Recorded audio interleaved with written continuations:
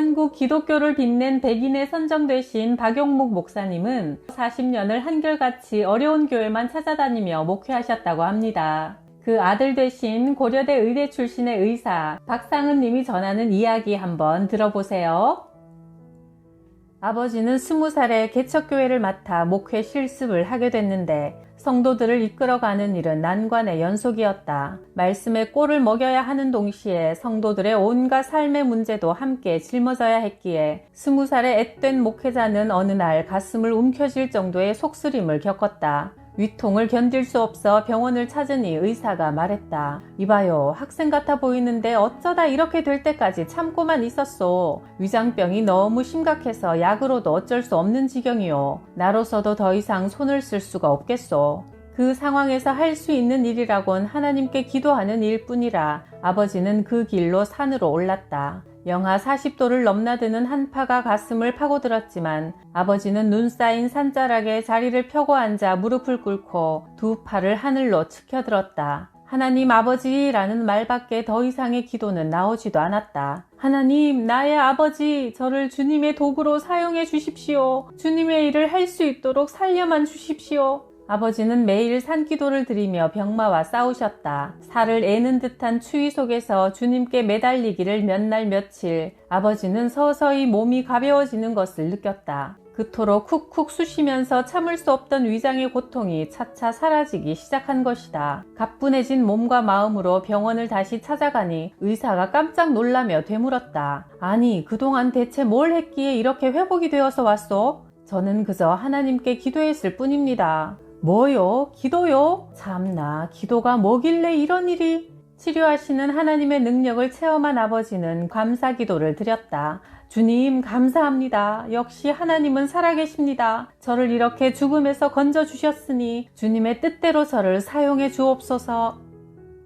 1970년대만 해도 아들 선호 사상이 강했던 탓에 대길교회 안에도 아들을 낳지 못해 눈물 뿌리며 기도하는 여성도들이 많았다. 박순희 집사 역시 두 딸을 두었지만 37이 되도록 아들을 낳지 못해 집에서 쫓겨날 위험에 처해 있었다. 목사님, 남편과 시어머니가 대가 끊기겠다며 이만저만 성화가 아닙니다. 1년 안에 아들을 못 낳으면 집에서 나가라고 해요. 어쩌면 좋습니까? 못 낳기는 왜 못 낳습니까? 하나님께는 능치 못할 일이 없습니다. 오늘 기도 받고 가셔서 아들 낳으세요. 믿고 기도합시다. 그리고는 그녀의 머리 위에 손을 얹어 안수기도를 하셨다. 놀랍게도 그녀는 10달 뒤 아들을 낳았다. 그 아이를 처음 교회에 데리고 나온 날 아버지는 강단에서 아이를 안고 축복기도를 마음껏 해주셨다. 박순희 성도는 2년 뒤 다시 아들을 출산하여 사남매를 둔 다복한 가정을 이루게 되었다.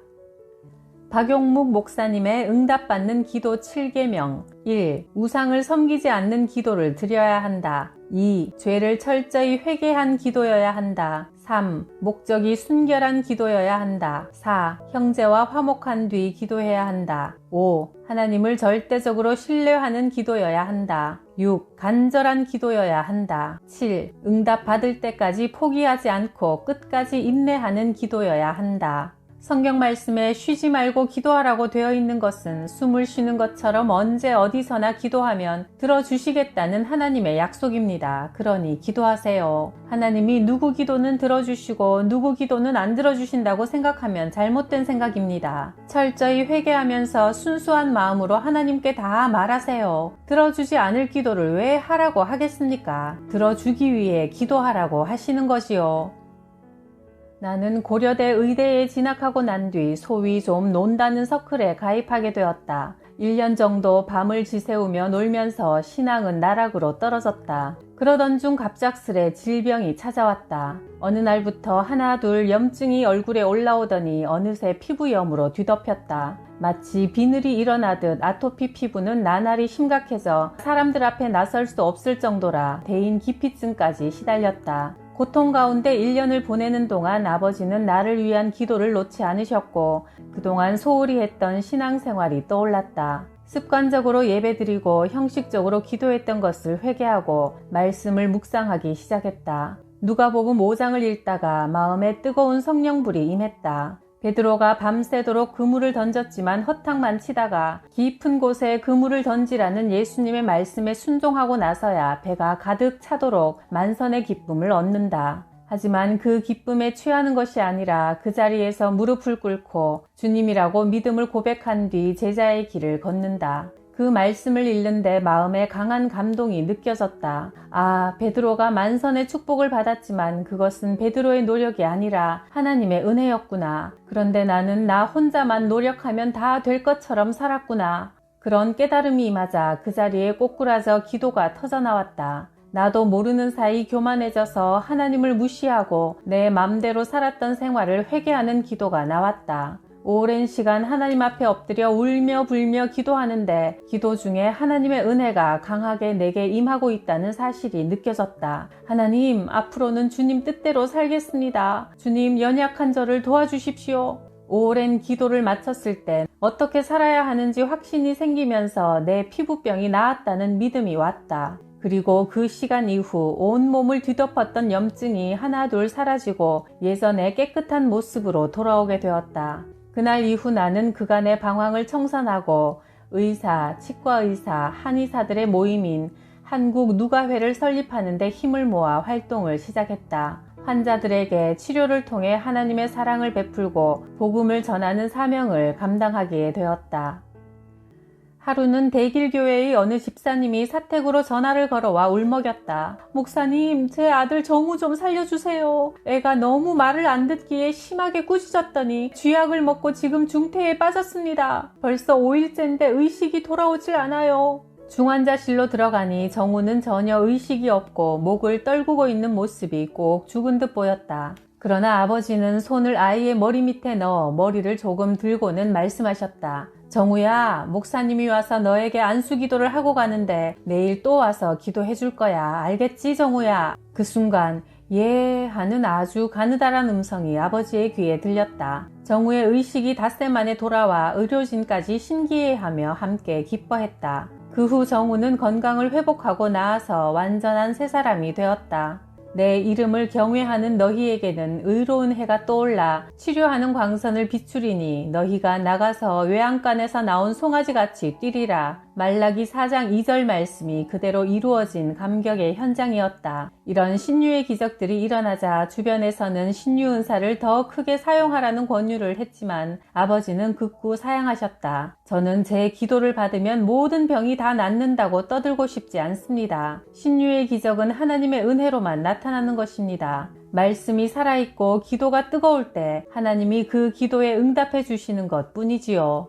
신의 언어라는 책을 쓴 프랜시스 콜린스는 게놈 프로그램, 한 생물의 모든 유전 정보를 완성시킨 생물학자다. 그는 31억 개의 유전자를 신의 언어라고 해석했다. 하나님께서 인간을 창조하실 때 사용한 말씀이 곧 신의 언어이며 유전자, DNA는 그 언어의 설계도라는 것이다. 그러므로 결국 유전자 이상으로 일어나는 질병 역시 언어, 즉 말씀으로 치유될 수 있다고 말한다. 믿음으로 병자를 위해 손을 얹어 기도하거나 환자 스스로 기도할 때 기도라는 신의 언어로 병을 치유받을 수 있는 것이다. 사람을 창조하신 하나님만이 질병의 문제까지 해결할 수 있는 유일한 존재라는 사실을 분명히 알게 되었다.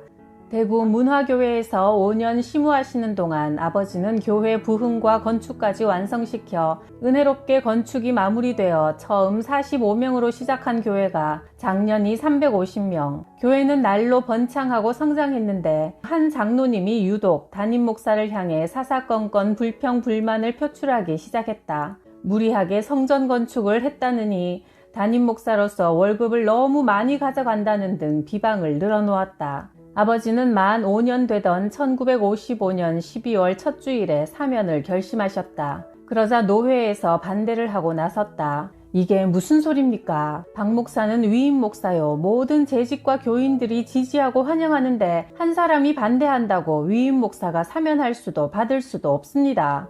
그러나 아버지는 눈물을 쏟아내며 자신의 의지를 밝히셨다. 저는 이제 문화교회에 보내신 사명을 다 한 줄 압니다. 문화교회는 이제 큰 교회가 되었으니 어떤 목사님이 오셔도 감당할 만합니다. 제가 더 있으면 편안할 것밖에 없으니 저는 이제 더 약한 곳으로 가겠습니다. 또한 한 분이 반대할지라도 제가 영역이 부족하여 감동 감화를 시킬 수도 없고 수완이 없어 그분을 껴안을 수도 없으니 제가 떠나는 게 옳습니다. 그럴 수는 없다며 가시지 말라고 애원하는 성도, 전별식은 눈물바다를 이루었다. 그리고 얼마 후 너무나 놀라운 소식을 들었다. 담임 목사를 그토록 배척하고 반대했던 김 장로님이 원인 모를 병으로 며칠 뒤 세상을 떠났다는 것이다.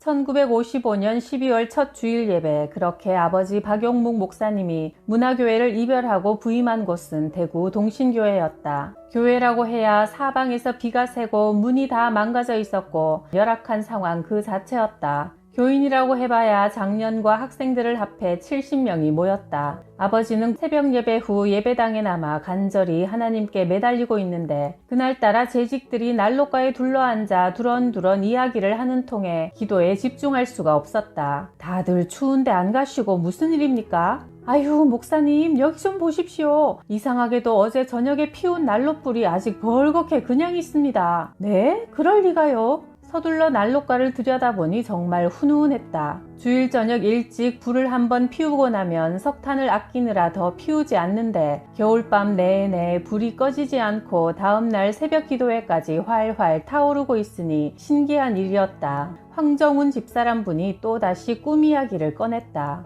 목사님, 제가 지난밤에 아주 이상한 꿈을 꾸었습니다. 제가 어느 바닷가를 갔는데 흰옷 입은 성도들이 구름대같이 모여 앉아있고 박 목사님께서 팔을 벌려 성도들을 안으시더라고요. 다들 기뻐서 어쩔 줄을 모르고 있는데 큰 배가 한 척 목사님 옆으로 다가왔어요. 천사들이 가득 타고 있었고 그 중앙에 예수님께서 점잖게 서 계시는 겁니다. 꿈속에서도 너무 놀랍고 좋아서 어쩔 줄을 몰라 하다가 잠이 깼습니다. 해몽 좀 해보십시오. 동신교회 새벽재단에 성도들과 옹기종기 따스한 난로가에 모여 앉아 그런 은혜로운 이야기를 나누니 아버지는 그간의 서글픔이 스르르 사라지는 기분이었다고 한다. 그렇게 동신교회는 아버지의 부임으로 성전 건축과 함께 부흥의 초석을 다지게 되었다. 아버지는 이곳에서 8년간 열정적인 사역을 마치면서 이곳에서 심호하던 전도사님에게 위임하고 다시 교인 몇 명밖에 되지 않고 교회 분열로 어려움에 처해 있는 대길교회로 옮겨서 20년간 심호하시며 10만 영혼 구원이라는 사명을 위해 헌신하셨다.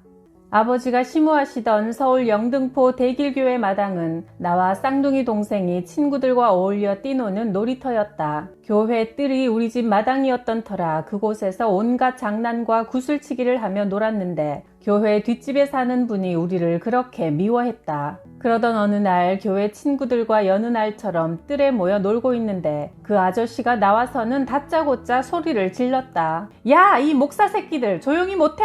여기가 니들 땅이냐? 어디서 그렇게 시끄럽게 떠들고 난리야? 어찌나 소리 지르며 야단을 치는지 눈물이 쏙 빠졌다. 부흥회를 마치고 돌아오신 아버지께 일렀다. 아버지, 뒷집 아저씨가 예배당 마당에서 떠들고 논다고 목사 새끼들이라면서 욕하고 야단쳤어요. 아버지는 의외로 담담히 머리를 쓰다듬어 주시며 말씀하셨다. 그래, 애들이 떠들어대니 시끄러워서 그랬겠지. 하나님을 안 믿는 사람이 모르고 그러는 걸 어쩌겠니. 아버지는 맞서지 않고 오히려 그들을 위해 기도하셨다. 그런데 이게 웬일인가? 그렇게 잡아먹을 듯 우리를 싫어하던 그 아저씨가 며칠 뒤에 갑작스럽게 죽어버린 것이다. 그리고 그 부인은 1년 정도 중병으로 누워 고생하다가 다른 곳으로 이사를 가게 되었다.